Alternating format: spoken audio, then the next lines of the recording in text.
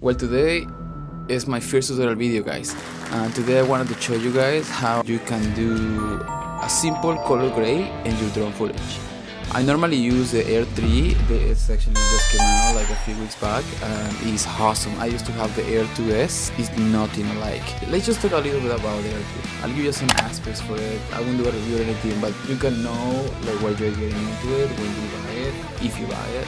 So the Air 3 have 40 megapixels image quality, right? You can shoot in vlog and they give you 10 bits, so they give you like a huge space to actually color the footage. Not huge, but they give you like a good amount of space. Also the sensors, they're really good. So like the Air 2S, when you go like sideways, the sensors didn't work, so it was easy to crash.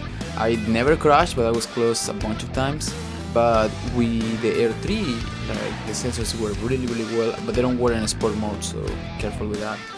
The disadvantage of the Air 3, the only disadvantage that I don't personally like it, is you cannot control the aperture.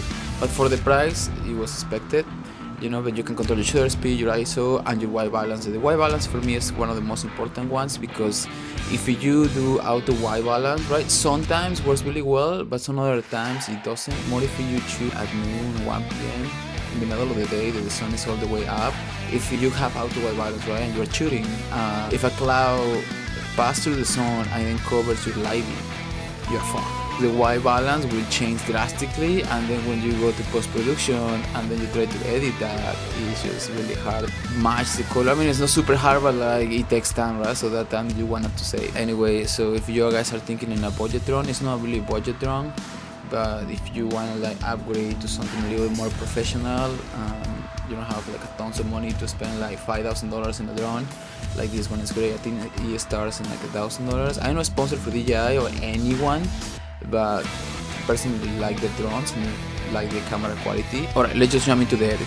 So I normally use Final Cut Pro, is what I use the most. I personally love this editing program. It's quick and it's relatively easy, so you can do a lot.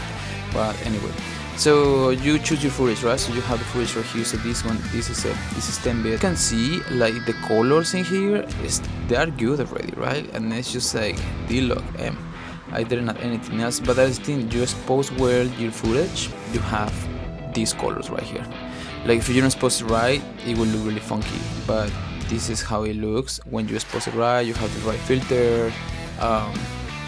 Anyway, I am not like the best at this, but I'm trying to like get better and better. So I've been practicing. Pretty much I shoot every day. I am trying to anyway. It's hard when you have a full-time job, but anyway. So then the thing you are going to do, you will search DJI Air 3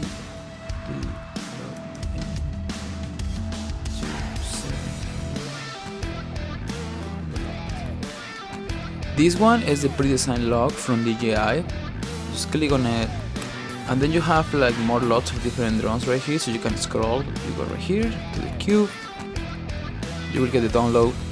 It's crazy, like every time I say download, every time I start all the words in English, I have a hard time, you know. It's like that happens when English is your second language, I guess. Some of them, you can never get them right. Then you go to your inspector window, and then you go to the eye right here, when I am right here. So you will go to camera lot, you will open it, and then I have it right here already, but you go to add custom camera lot, then a window will get, your downloads will come out. Anyway, so your downloads will come out right here. So I have it right here, so just click on it, open, and then you go back here, you choose the DJI 3, and then you see, boom, you have the perfect gamma of colors right here. If your client sees it, he'll be happy. At least he knows a little bit more about color grade. But most people, like most normal people who ask you to do like a drone shot with this, they're really happy about it. I'll show you just like a mild edit that you can do.